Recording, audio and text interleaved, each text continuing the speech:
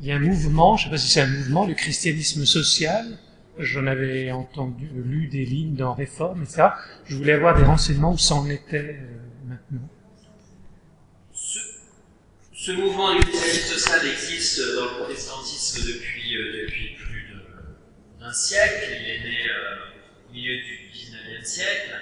Il a connu des moments importants, de grande visibilité, avec d'ailleurs de grandes figures du protestantisme, notamment des pasteurs qui ont été vraiment on va dire des prophètes du christianisme social. Et ces dernières années, il a été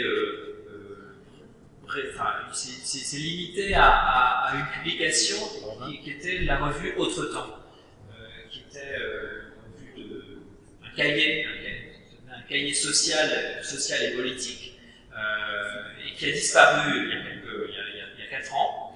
Et en effet, depuis l'an dernier, il y a eu une relance du christianisme social avec notamment quelques pasteurs de l'Église réformée de France qui ont essayé de renouveler des lieux de débat, de discussion appelés communes, là où il y a dans certaines villes de France, souvent en lien avec les églises locales, l'Église réformée de France, des communes théologiques qui débattent de questions à dimension sociale, politique, et qui cherchent à faire vivre en effet un christianisme social, c'est-à-dire un christianisme qui se préoccupe de la situation, de situation sociale particulière, mais qui non seulement s'en préoccupe, mais qui entend aussi apporter une contribution et construire une prédication en lien et souvent face à ces questions sociales.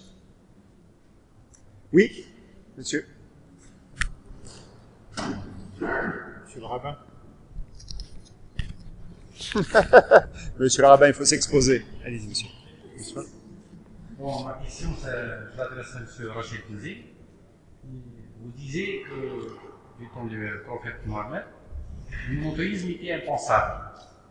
Cette impossibilité de concevoir et de penser le monothéisme du temps du prophète, est-ce que c'est dû à une problématique théologico-religieuse? Parce que vous disiez que chaque tribu, chaque faction de Koresh avait un dieu.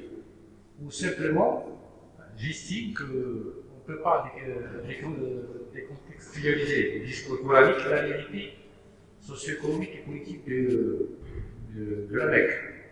C'est-à-dire, ce message, ce discours, il a remis en cause tout un système qui a été établi en matière des liens sociaux, des enjeux économiques, des enjeux politiques. Puisqu'on relate même certains historiens islamiques qui disaient qu'une faction, d'importantes factions de Quraysh, les cousins notamment du prophète, ils sont disposés à répondre à ce discours, à condition qu'il ne met pas en cause leur enjeu, leur intérêt économique. Merci.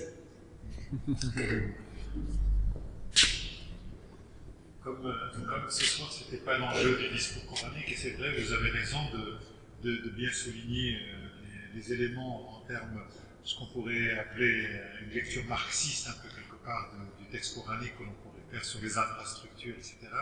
Ce que j'ai essayé de montrer, c'est simplement comment le discours coranique est un élément subversif à partir du moment où il prétend parler au nom de Dieu, c'est-à-dire qu'il fait éclater complètement les alliances tribales, c'est-à-dire que jusque-là, nous avions des tribus et que chaque tribu passait une alliance avec une divinité et que la divinité devait la protéger et lui donner de l'économie ou en tout cas de la supériorité. C'est le don, le chemin, etc. C'est-à-dire dans une anthropologie religieuse dans l'espace historique du 7e siècle, c'est comme ça, c'est-à-dire que la divinité, quelque part, devait être utile, c'est pratiquement une relation commerciale. Donc ça me semble très important. Par contre, ce qui m'a semblé en tout cas intéressant, c'est dans le discours prophétique, c'est que justement, au nom d'Allah, on casse complètement cela. Et du coup, on change complètement même le langage, c'est-à-dire qu'un certain mot qui avait des connotations bien particulières à un moment donné dans le clan familial vont revoir des processus d'universalisation. Ça, c'est le deuxième élément. Et ce que je voulais montrer, c'est simplement comment le discours prophétique, c'est un discours d'engagement malgré, je dirais, parfois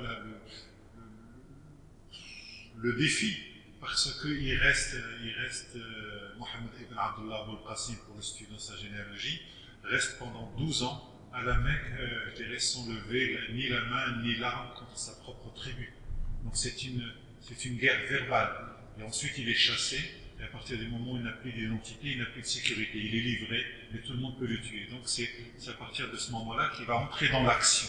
Et c'est l'action contre les siens qui va finir, me semble-t-il, par l'emporter. Mais ce que je voulais dire, c'est que le discours prophétique, à un moment donné, il est subversif parce qu'il vient remettre les structures anthropologiques, familiales, tout ce que l'on veut, d'un certain type de fonctionnement de la société. Et il réouvre une promesse. Et que souvent, ce discours prophétique est à un moment encapsulé dans un certain nombre de postulats ou d'élaboration, de construction théologique, exégétique, etc. Et que le propre de l'interprétation, c'est de venir et de réouvrir cet héritage, cette promesse qui était là et qui ne peut pas se contenter simplement de construction établie à un moment dans l'espace mental, médiéval, épistémologique, des choses que vous connaissez déjà. Merci.